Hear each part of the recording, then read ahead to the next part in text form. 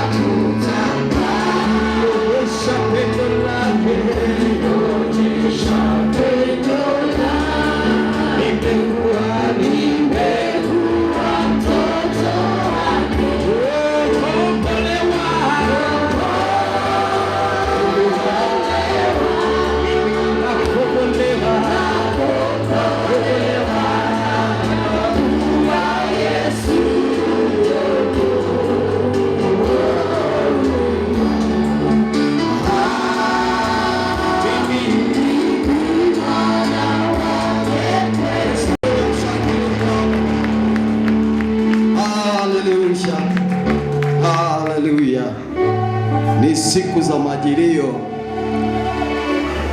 ni siku tuseme, ni siku za mateso, ni siku ambazo Yesu sasa anaingia Yerusalemu. Amen. Ndio maana unakuta leo wenzetu wa Romani wana yale matawi. Wangapi wameona matawi mjini leo?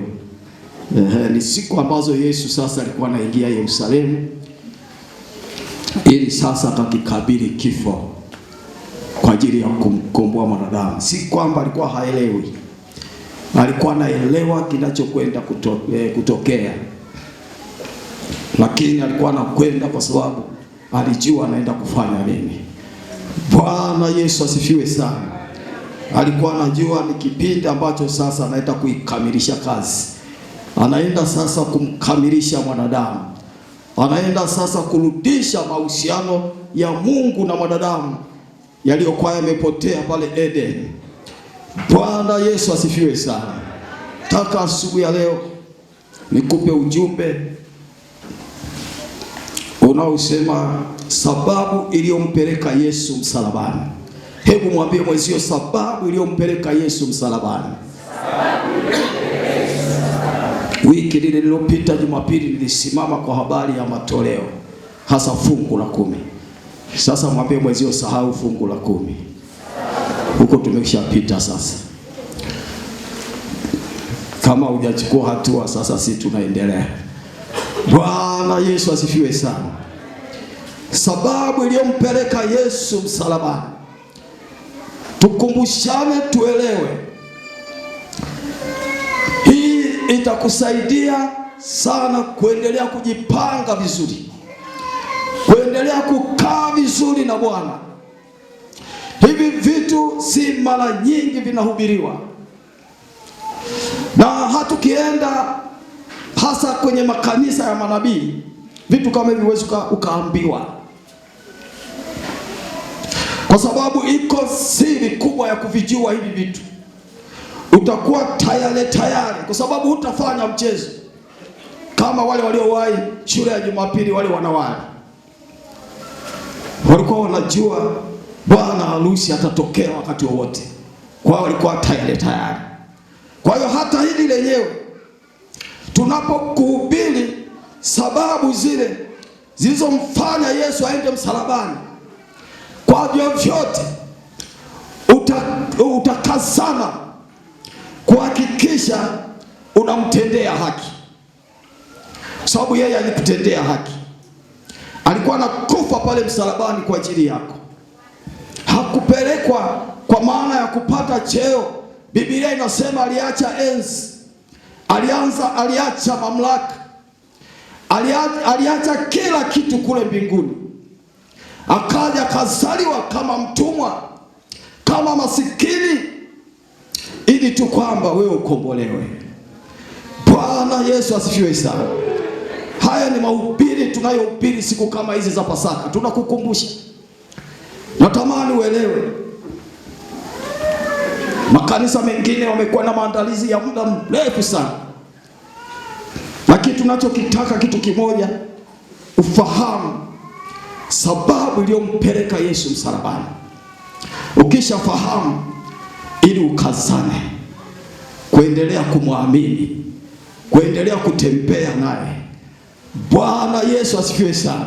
Unajua wakati mwingine usipofahamu hizi sababu, usipofahamu gharama ya Yesu kupelekwa msalabani, unaweza kuchukua kirahisi, ukaanza kufanya vitu vya ambavyo havina hata maana ya wewe kuvifanya.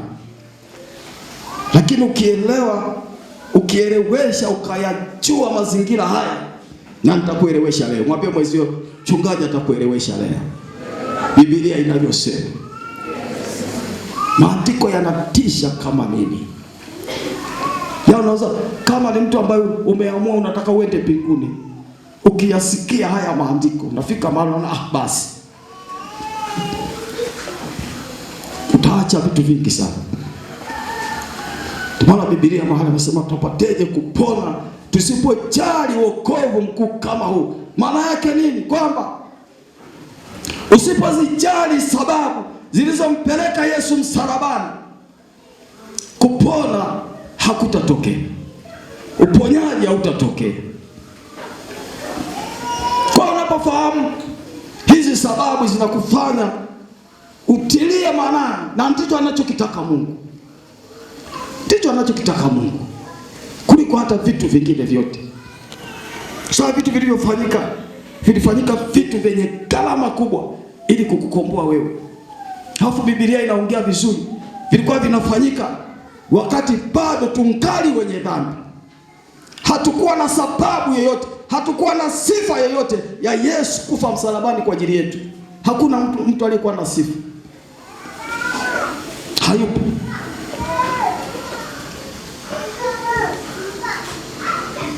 Lakini Yesu anapelekwa msalabani, anakwenda msalabani akijua anaenda kuteseka, akijua anaenda kufa, akijua anaenda kuzibeba dhambi za mwanadamu. Alikuwa anaelewa vizuri dhambi za kwangu na za kwako, alikuwa anaelewa vizuri. Hicho ndio kichwa cha ujumbe wa asubuhi ya leo. Nitakupa sababu kadhaa ambazo Yesu zilikuwa zinampeleka msalabani akateseka. Kitu cha kwanza ninachokiona kwa haraka pale, viko vingi, lakini ni upendo wa Mungu.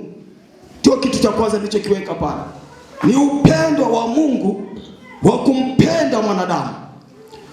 Ndicho hicho kilichomfanya Mungu akae, atulie, akajisikia vibaya, kwa sababu alikuwa anajua mwisho wa mwanadamu ni nini. Alikuwa anajua mwisho wa mwanadamu baada ya lile anguko la Adamu. Mwisho wa mwanadamu ilikuwa ni jehanamu. Kama Mungu asingefanya mpango wote, asingefanya utaratibu wowote, mwisho wa mwanadamu ilikuwa ni jehanamu.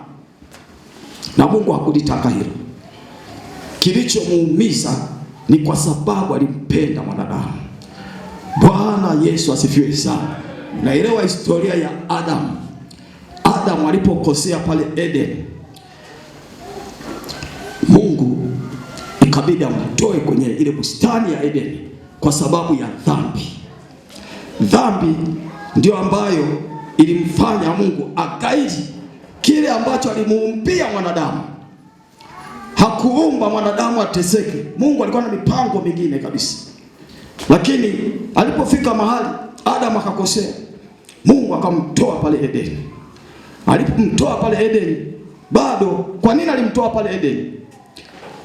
Alikuwa na makusudi ya kumtoa pale Eden kwa sababu tayari Adamu alikuwa na dhambi. Kwa hiyo ibidi amtoe. Biblia inasema ikabidi pale Eden Mungu akaweka ulinzi kabisa ili Adamu asiingie tena mahali pale. Kwa hiyo akamtoa ili Adamu aanze maisha yake mengine kabisa. Bwana Yesu asifiwe sana. Kwa sababu ya dhambi. Lakini bado kwa sababu ya huruma za Mungu, upendo wa Mungu, pamoja na kumtoa pale Eden kwamba hapa hufai tena, bado Mungu akatengeneza utaratibu mzuri wa kumrudia mwanadamu. Ndipo pale tunapomwona ile ahadi ya Mungu ya uzao wa mwanamke kumponda kichwa nyoka na uzao wa nyoka kumponda kisigino mwanadamu. Ilikuwa inatabiriwa kuzaliwa kwa Yesu. Bwana Yesu asifiwe sana. Ukisoma kwenye ile, fikiri kitabu kile cha Mwanzo inaeleza vizuri pale. Sikutaka nisome kwa sababu ya muda. Mwanzo ile 3:24 anaeleza vizuri. Lakini Mwanzo tena 3:15 pale ndipo pale anapoeleza mpango wa Mungu wa kumrejesha tena, kumrudisha tena mwanadamu awe na mahusiano mazuri na Mungu. Anafanya mpango, na mpango wenyewe ndio kuja kuzaliwa kwa Yesu kupitia kwa Mariamu. Bwana Yesu asifiwe sana. Safari ya ukombozi ndio ikaanzia hapo. Yote milolongo yoyote inaonyesha upendo wa Mungu wa kumpenda mwanadamu baada ya kuharibu mahusiano na Mungu. Mungu bado anaandaa, otherwise hata leo usike kuwepo. Kailisha vitu vingi kwa ajili ya wewe ili uendelee kuishi. Yamkini hata kama ulikuwa una njia nyingine ili upate kumrejea, ili upate kutubu, upate kuingia kwenye mpango wake. Hata mwana anakuacha. Bwana Yesu asifiwe sana. Upendo wa Mungu. Maandiko mengine yanaongea, ukisoma kwenye kitabu kile cha Warumi 5:8. Warumi 5:8 pale anasema hivi: bali Mungu aonyesha pendo lake yeye mwenyewe kwetu sisi, kwa kuwa Kristo alikufa kwa ajili yetu tulipokuwa tungali wenye dhambi. Yaani wakirimia watoto waonyesha upendo wake. Hivyo tulikuwa tumevipoteza kwa sababu ya dhambi. Dhambi ilikuwa inatutenga na uso wa Mungu. Sababu kikubwa kinachofanya Mungu amchukie mwanadamu, si mwanadamu kama mwanadamu, ni dhambi. Kwa hiyo Yesu anakufa ili kuirudisha ile haki ya kama wana wa Mungu, ili Mungu aanze kutuangalia tena kama watoto wake. Hiyo kilikuwa kitu cha muhimu sana. Yesu kinampeleka msalabani, kwamba kwa sababu kilichokuwa kinatakiwa pale ilikuwa inatakiwa gharama ya kifo cha Yesu ili haki irudi, ili sasa Mungu aanze kukuhesabia haki, ili sasa uanze kuhesabiwa kama mtoto wa Mungu. Ukisoma kwenye kitabu kile cha Warumi, kitabu cha Warumi 8, kuna maneno pala naongea mstari ile ya 31. Basi tuseme nini juu ya hayo? Mungu akiwepo upande wetu, ni nani aliye juu yetu? Yeye asiyemwachilia mwana wake mwenyewe, bali alimtoa kwa ajili yetu sisi sote, atakosaje kutukirimia na mambo yote pamoja na yeye? Naye ni nani atakaye washtaki wateule wa Mungu? Mungu ndiye mwenye kuwahesabia haki. Hata nikiishia hapa, kuna kitu pale kinachoitwa haki. Anayetuhesabia haki ni Mungu, sio mwanadamu. Tulikuwa tumeipoteza haki, tulikuwa hatuna haki sasa ya kukitaka kitu chochote mbele za Mungu, kukirimiwa kitu chochote mbele za Mungu, kwa sababu tulishapoteza ile haki. Dhambi, nataka niwaambie watu wa Mungu, dhambi inakupotezea uhalali wa wewe kudai chochote kwa Mungu. Huna uhalali wa kudai chochote kwa Mungu, na hata kama utakuwa unadai kama kujisumbua tu, haiwezekani. Mungu anataka haki, anataka haki, lazima ukae kwenye haki. Kikosa haki, basi Mungu hawezi kufanya kitu tena pale, kwa sababu huna haki. Ndio maana anasema nani atakaye, anasema kwenye ile start rate soma hiyo 32 pale, anasema ni nani atakaye washtaki wateule wa Mungu? Mungu ndiye mwenye kutuhesabia haki. Lakini jambo lingine pale chini,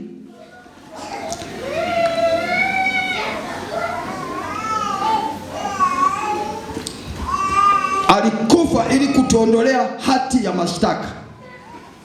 Hapa kwenye kitabu hiki cha Warumi ameeleza ni nani atakaye washtaki wateule wa Mungu. Yaani maana yake nini hapa? Kulikuwa na hati ya mashtaka ambayo shetani ndio Pasaka aliruka, wakawa salama, Israeli wakawa salama kwa sababu ya damu ya Yesu.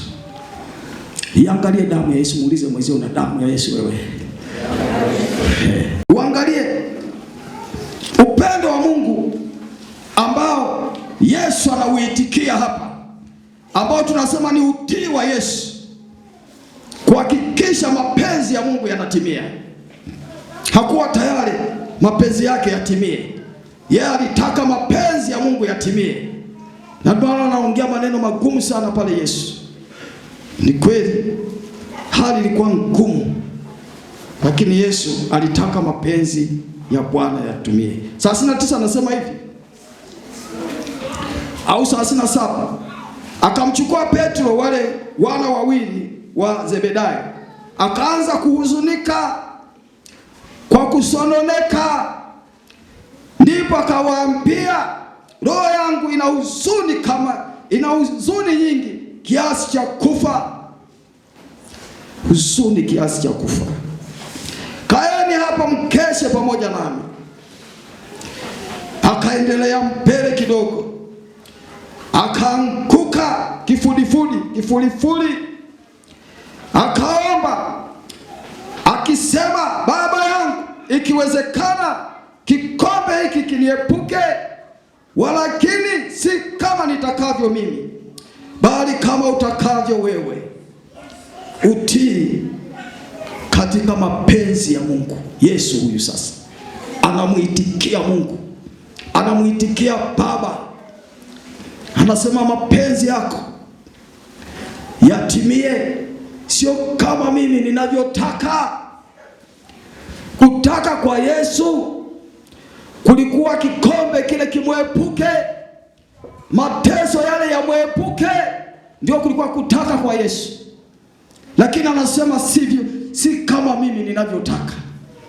Lakini uhalisia ulikuwepo. Alitamani sana kikombe kimwepuke, alitamani ikiwezekana basi atokee na mtu mwingine sasa. Lakini hapa anatii mapenzi ya Mungu, anamwambia mapenzi yako yatimie. Acha kama mimi ninavyosema hapa, ni kwa sababu niko kwenye eneo gumu, na ndio maana ninasema hayo. Yamkini aliongea maneno kama haya, lakini uone kabisa kinachompeleka Yesu msalabani ni dhambi ya mwanadamu. dhambi ya mwanadamu inampeleka Yesu msalabani. Tena inampeleka Yesu msalabani kwa upendo ule wa Mungu anaotupenda wakati tukiwa bado tungali wenye dhambi. Jamani, Mungu atufanyie nini? Tunataka Mungu atutendee nini? Atupende namna gani? Sio filamu ile. Asikudanganye mtu, sio filamu. Ni halisia. Biblia imeandika maeneo mengi tu. Ingekuwa ni andiko moja tu linalosema habari ya jehanamu, tungesema lakini kuna ushahidi wa kutosha kabisa kwamba jehanamu ipo. Tena jehanamu ya moto ipo. Tena ni ya milele. 13:13 anasema, naye alituokoa katika nguvu za giza.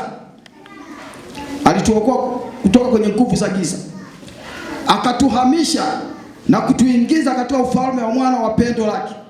Kuna vitu vilivyofanyika pale. Kwanza alituokoa kwenye vile vifungo vya giza, lakini akatuhamisha. Kutuokoa maana yake alikuwa analipa, ile damu ya Yesu inalipa. Anakomboa. Akisha komboa sasa anachukua, anakuhamisha sasa, anakupeleka kwenye ufalme wa nuru, anakupeleka kwake. Ndicho kilichofanyika hicho. Ndio maana hata kwenye maombi watu nasema hicho kitu, kwamba shetani, siko kwako, siko kwako, nishahamishwa, nilishatoka huko, huna uhalali, huna uhalali, nilishatoka huko. Na imeandikwa. Hiyo ni sheria ya Mungu. Biblia watu tunasema ni sheria ya Mungu, imesimama. Unamuondolea uhalali wa adui kukunyanyasa. Bwana Yesu asifiwe sana. Bwana Yesu asifiwe sana. Mwambie mwenzio usisizie. Tunaongelea kifo cha Yesu hapa. Ila sijamuona mtu akisizia. Sababu ujumbe huu kisizia huu basi. Mwenzetu basi. Kwa hiyo tulitoka huko tukahamishwa.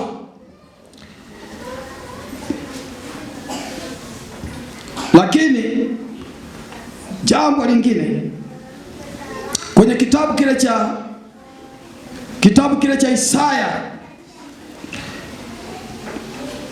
sababu iliyompeleka Yesu msalabani, Isaya ile 53, pana sababu pale. Nimesema nimechukua baadhi ya vitu tu nikuelekeze kidogo, halafu nije nihitimishe na vitu vichache hapa, tunakuwa tumeshamaliza. Kilichompeleka Yesu msalabani inapatikana kwenye kitabu kile cha Isaya 53, watu tunasoma wala kwa mara. Mstari wa 4 ule unasema, hakika ameyachukua masikitiko yetu, amejitwika huzuni zetu. Kilichompeleka Yesu msalabani ni anakufa ili ayachukue masikitiko ya kwako. Wewe usisikitike tena. Mtu anayesikitika ni mtu ambaye hajatendewa haki. Unaona kabisa sijatendewa haki, alafu una nguvu. Ameshalipa deni letu. Tumelipiwa deni. Sio wadeni tena. Hakuna sababu ya kuogopa. Sababu Yesu anakufa ili sisi tuwe salama. Anakufa ili tuwe salama. Huna sababu ya kusikitika. Nikwambie sasa vitu vichache. Nikwambie vitu vichache vya kuzingatia. Niseme angalizo, mtu wa Mungu. Hapa angalizo la kwanza nimelipata kwenye kitabu kile cha Waibrania 2:3. Lakini angalizo la kwanza nimesema kujali gharama ya wokovu. Jali gharama ya wokovu, mtu wa Mungu. Usione kitu chepesi. Usione Mungu hakuwa amefanya kitu cha maana. Usipojali wokovu, maana yake ni kama unaona kabisa Mungu hakufanya kitu cha maana. Yaani Nataka kumwambie kwamba kwa nini asingefanya tu mambo mengine mpaka akafanya na hili. Anaweza kusema dhambi gani? Watu wanakimbilia kwenye uzinzi, sijui kutoa mimba, sijui kufanya nini. Wanaacha uongo, uchonganishi, chuki, hasira, unamchukia mtu bila sababu, vitina tu. Hizo zote ni dhambi. Unagonganisha mambo kwa watu. Msaliti, sema msaliti. Kuna watu wengine ni wasaliti. Anakuwepo hapa kanisani kama kuchukua taarifa tu hapa kanisani, akitoka anaenda kuzipeleka kwa mataifa kule. Huo ni usaliti. Sasa mtu kama huyo anaponaje sasa? Inabidi aache usaliti. Amina. Inabidi aache tu usaliti. Kama ataendelea na usaliti, mbingu sio zake tena. Chuki tu na watumishi wa Mungu. Anaweka tu chuki tu kwa chukia watumishi wa Mungu. Basi hilo tu. Kikaa naye hata kaongea nao kamuuliza, sasa huyu amekosea nini? Hana hata cha kusema. Chuki. Naposema watumishi wa Mungu, kuna mashemasi, viongozi wa idara, wazee wa kanisa, wachungaji. Hawa wote ni watumishi wa Mungu. Amina, watu wa Mungu. Usifanye nao chuki, usifanye nao uasi, usifanye nao visi, yani usiwawekee vitu ambavyo yani usifanye vitu vya kumuumiza mwingine. Zote hizo ni dhambi. Hivyo ndio vilivyompeleka Yesu msalabani. Akisha kwa alipeleka msalabani, sasa wewe jitahidi kukaa vizuri. Jitahidi kufanya vizuri. Bwana Yesu asifiwe sana. Lakini kingine, thibiti dhambi zinazokujia kwa upesi. Yaani kuna wewe unajifahamu udhaifu wako. Unajijua kabisa udhaifu wako. Sasa kwenye udhaifu wako ule usijiachie. Acha kujiachia kwenye dhambi inayokuzinga kwa upesi. Usijiachie. Ishughulikie dhambi. Usiwe na dhambi isiyotubiwa.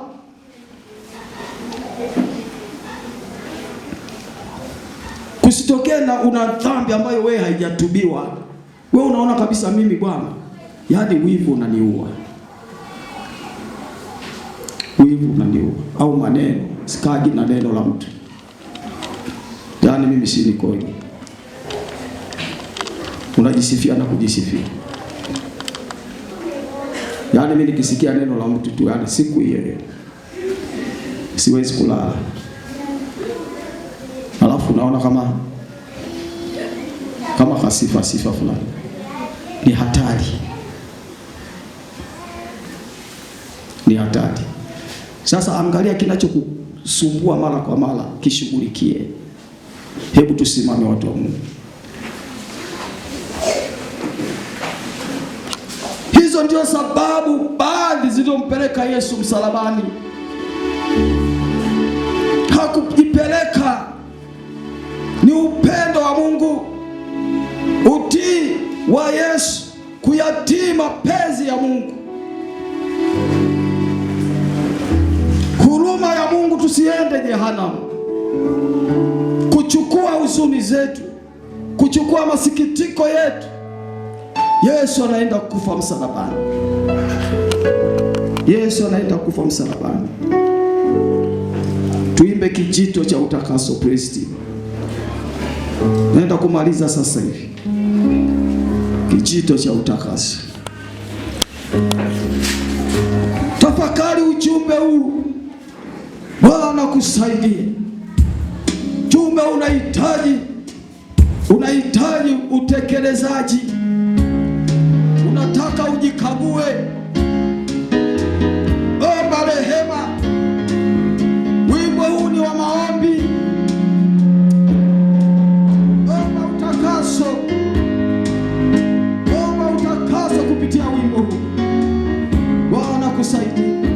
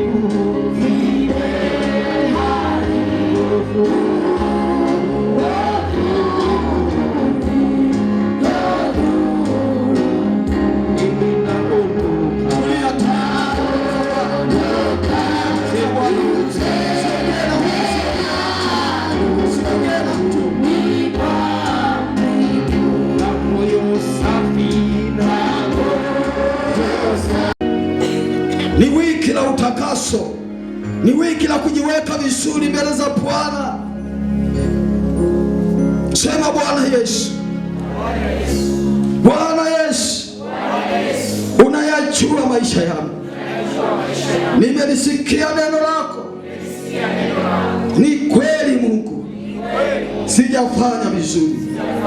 Yako mambo mengi yamenishinda. Ninahitaji msaada wako. Naomba unisaidie. Naomba unirehemu. Tangu leo unitakase kwa damu ya mwanakondoo. Tangu leo usinihesabia hatia.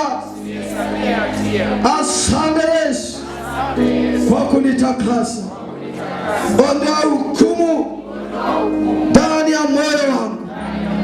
Ondoa hatia ndani ya moyo wangu. Achilia amani, achilia ushindi. Asante Yesu kwa kunitakasa.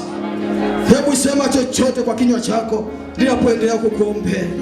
Baba, katika jina la Yesu Kristo, Mungu wa mbinguni, watu wako wamelisikia neno hili, sababu iliyokupeleka Yesu msalabani, na wamekuelewa Bwana, na wamekuja mbele ya madhabahu yako, na wamekiri kwamba wanahitaji msaada wako.